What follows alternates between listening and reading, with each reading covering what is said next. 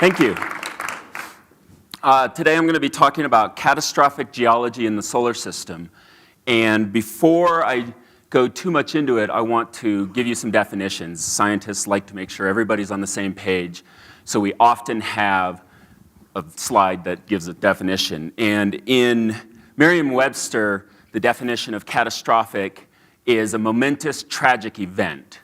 Scientists don't like to think about planetary scientists in general don't like to think about events that happen on the planets as tragic. They're just interesting.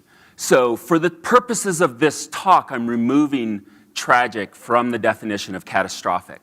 Just so everybody knows, the next few slides are not tragic in anybody's mind, so just remove that. In planetary geology, a catastrophic event is an instantaneous geologic perturbation of the planetary surface.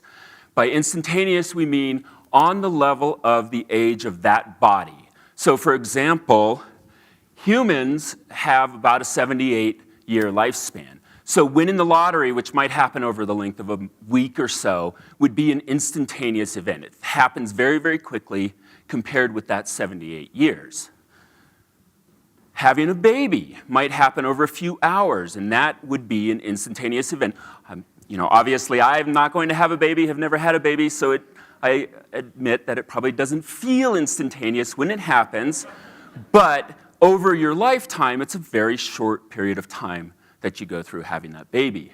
However, recovering from the birth of a child usually takes 18 to 20 years, and that is not an instantaneous event. That takes about a quarter of your life to recover from having that baby.